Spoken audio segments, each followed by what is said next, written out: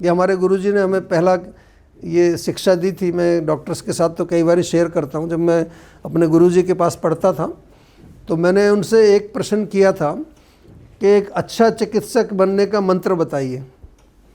पहले पुराने ज़माने में ऐसा सुनते थे कि वो फलाने वैद्य जी बहुत अच्छे हैं, वो किसी को कुछ भी दवाई देते हैं तो ठीक हो जाता है उससे। तो मेरे मन में एक ये जिज्ञासा रहती थी कि ऐसे हमारे यहाँ सिद्ध हस्त वैद्य बोलते हैं उसको। तो मैंने उनसे पूछा कि सिद्ध हस्त वैद्य कैसे बनते हैं, उसका मंत्र बताइए मुझे। मैं उस समय काफ़ी डेडिकेशन से करता था। मैंने बहुत कुछ किया अपने गुरुजी के साथ।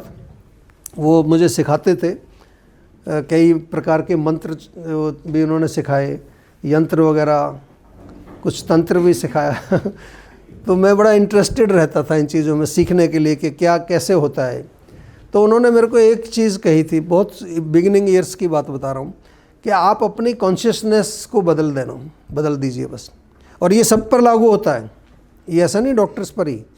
जब आप काम कर रहे हैं, अगर आप इस भावना से काम करेंगे कि ये जो मैं काम कर रहा हूँ इस काम से किसी का भला होगा, बस इतना आपने, ऐसा नहीं कि 24 घंटे उसकी रट लगानी है आपने।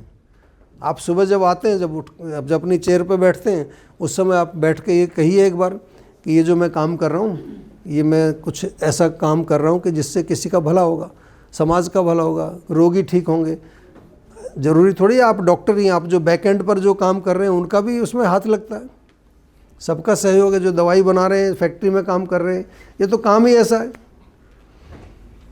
तो इस तरह से जब आप भावना अपनी चेंज करेंगे तो वो ऑटोमेटिकली सिद्धि, मतलब वो काम आपका हो जाता है उससे, और उससे आपको आनंद आता है।